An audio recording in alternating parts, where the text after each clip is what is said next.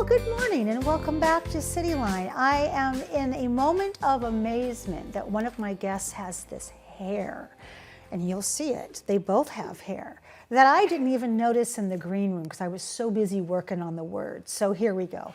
When we left our show last time, I said Rock of Ages is next, and boy, is it ever. Please join me in welcoming Mr. Chris Surface. You are the managing artistic director of Tacoma Little Theatre, and you're back on the comfy couch. Hello, my friend. Hello, my friend. It is so good to be here. So good to see you. Let's look at those socks, shall we? So today is the sunset socks. Wow, look. You can't really see the sun. It's on the other side. So I can go to... Oh, there we go. There's the sun. There we go. Beautiful. That's my stretching for the morning. You keep the bar on sock cam every time you show up. I'm almost thinking that we should start doing shirt cam because the two of you have put a lot of effort into these shirts today. Well, my shirt's putting a lot of effort into me because it's kind of... Well, there we go. Speaking of this man over here, Rafe Wadelaw. Do it. Do the eyebrow. Rafe Wadelaw. You are a fixture at Tacoma Little Theatre, but you are also Dennis in Rock of Ages, and I'm already starting to giggle because That's what I do. because that's what you do. Yeah. You're killing me. All right, so Chris, if people don't, okay, Rock of Ages, if they don't know about it, this show, it's everything from the 80s. It kind of encapsulates our growing up time that we get to make fun of. It's even more impactful, dare I say, than Fast Times at Ridgemont High. It is like that genre, is it not? It is very tongue-in-cheek and very well aware of what it is, where our Lonnie, who's kind of the narrator of the story, constantly breaks the fourth wall to remind us that, yes, this is something stupid. This is something fluffy. This is something fun. He pulls out musical theater for dummies at one point to read to the audience. It is a show that is just an evening of fun, delightful laughing, and great music that you'll remember from the 80s. It's true. A treat. And isn't this just, I mean, TLT, the last time I laughed so hard was in a show at TLT, and I think it was your Shakespeare's shows that you do that really whip our heads around in a very nice way. It's also, UWT is also putting on Rock of Ages. How did this happen? This was a brainchild before COVID of Maria Tanya Bandis-Becerra-Weingarten, who is the theater professor at UWT. And she came to us and said, hey, we want to be more involved in the community. We don't have our own performance space. We want to find ways to be able to be doing things in the community, in an actual theater where our students can get that hands-on experience. Yeah. Let's create a program. So we started developing it. Then we took a little hiatus from that. Of course. And then last year was our first try with it. We did The Happiest Song Plays Last, where it was a blended production between the two organizations using students and our staff. And then we brought it back again for this show this year for Rock of Ages. And we have a total cast of 26 people, a huge tech crew, a live band of 5 musicians. It is an effort of the whole community coming together and helping these students learn more about theater. And one of the great things is Rafe and Christine Dove, our student mentor, our peer mentors to the students. So they've taken some extra time to work with those UWT students and let them know a little bit more about what it's like being in the community. You had those UWT students sign a release form, right? It's all in there. It's all in the paperwork. They have thick skin. The NDA. Yeah, I mean, I look at this, there we go, Indy. I look at him and go, wow, this Dennis is mentoring. Okay, this is good. So speaking of that, Rafe, since you do play Dennis, what were the auditions like for this show? I just can't even, I don't even want to say the word air band, and I just did.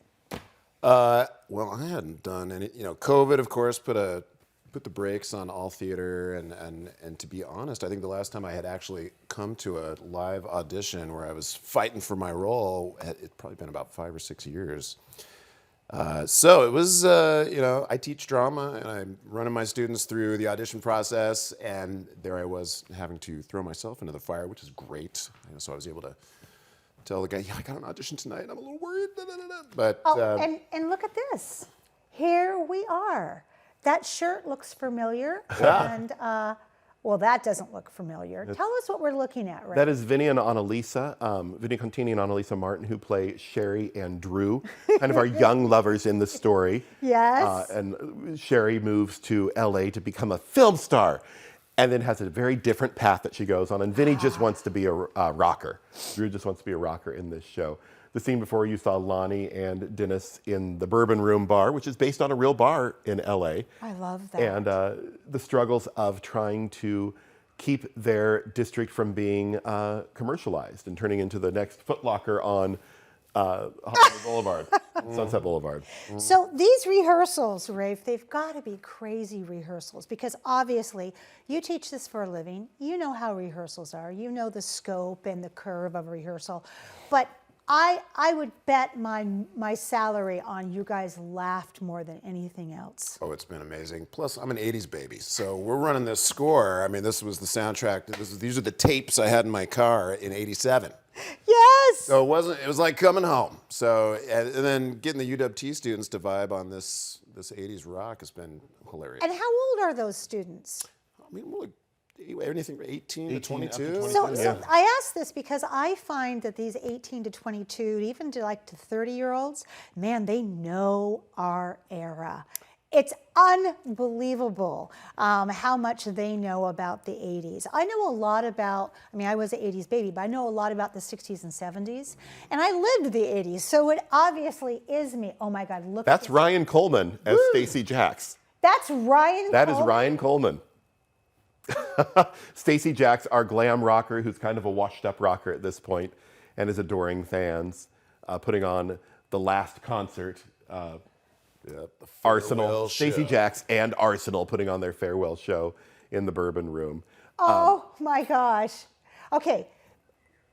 This is the last one we have because, well, look at this. These are Dennis, or Hans and Fritz.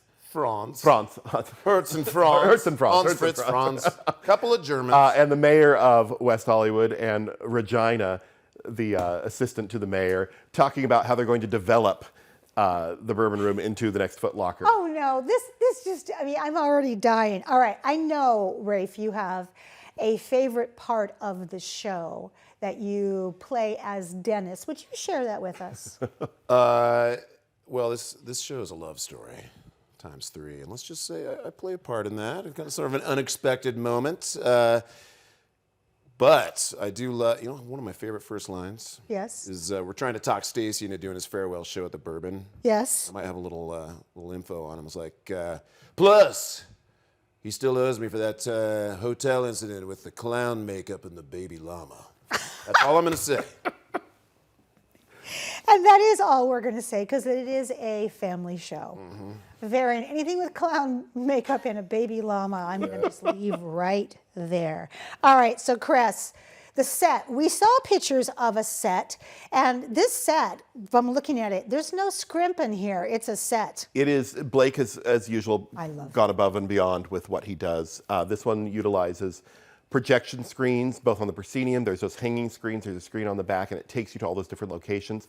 We've actually deconstructed the apron of the stage and have built a runway and levels that go out into about row F of the theater. Wow! That you walk down the center aisle. You'll have people walking down and performing on that center runway through the show. It's an all-immersive experience. So those people who have that aisle seat are going to have a lot of fun being up close and personal to the action. We also have a live 5-piece band on stage with some great professional musicians in the area, and it's a hot sound coming out of there. Oh my gosh, this is the only time you really want to ask for an aisle seat. Oh yeah. Because the window's not going to cut it on this. Buckle up.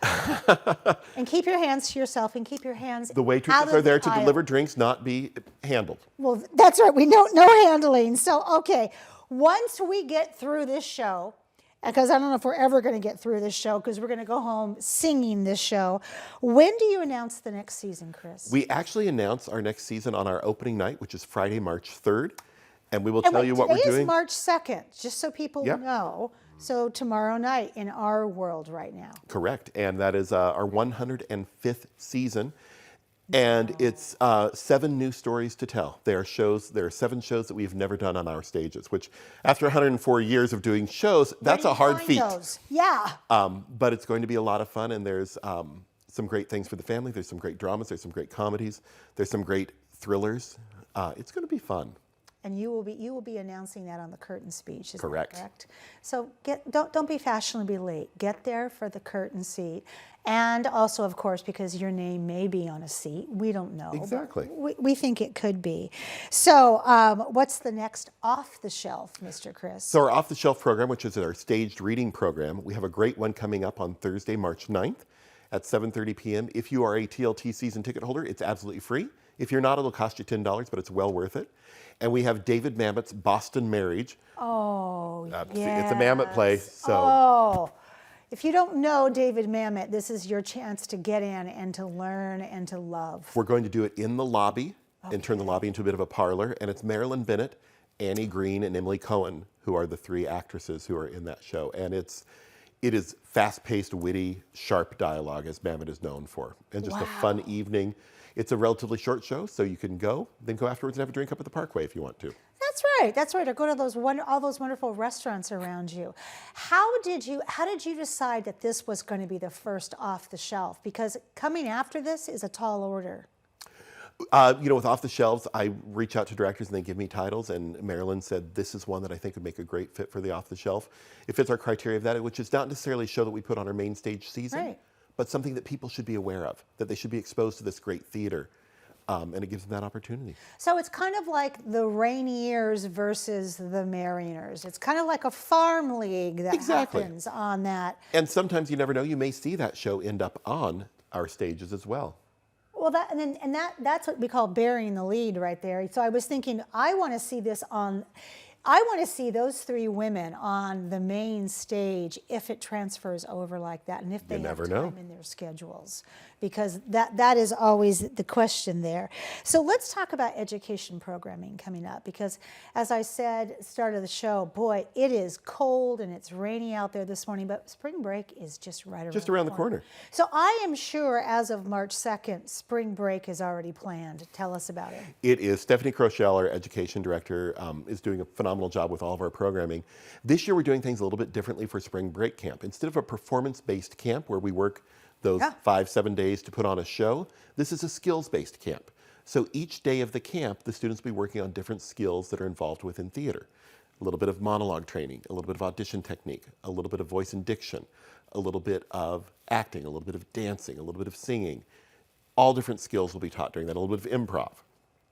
I love that. So how do you answer the question if a parent says, so there's no performance for me to come in at the end of the week and There's bring showcases. There's some showcases. Okay, so we do have showcases. Yep.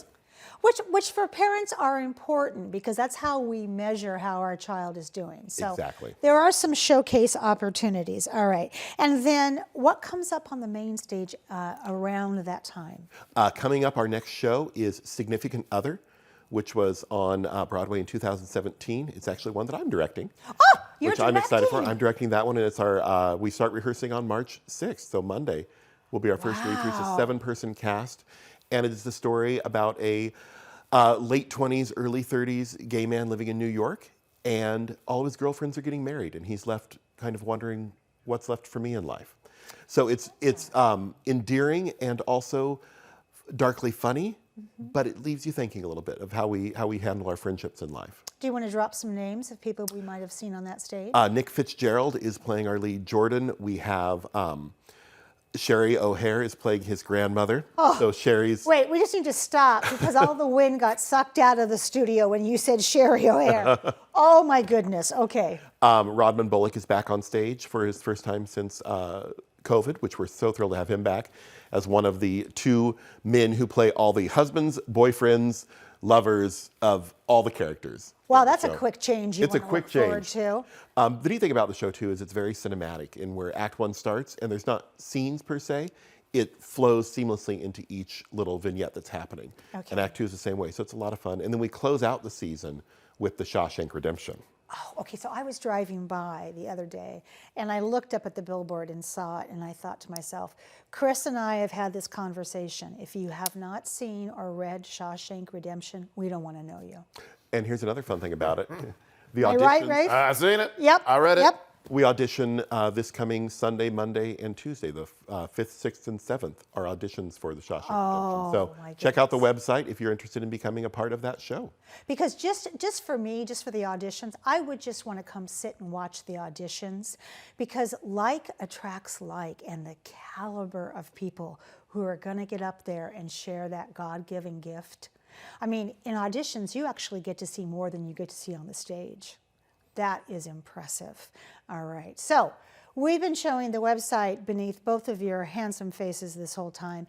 That's how we get tickets for Rock of Ages. That's how we get tickets for Off the Shelf. Correct. And we want to be there opening night so we can buy more tickets for the season coming up. Thank you, both of you, for being Thank you. here. I'm going to do one shout out real quick and just say I'm going to do a quick thank you to somebody, and that's Karen Christensen, who's been our office manager for the past 7.5 years, is on her way moving back towards the Midwest. Oh my help take care of her gosh. family, and I just want to say that she's made such a difference with what we've done at Tacoma Little Theatre, and we wouldn't be where we are today without what she's done. Yeah, so big kiss, dating game kiss, chef's kiss to Karen Christensen, and we'll be right back with Rags on the Couch. You don't want to miss that.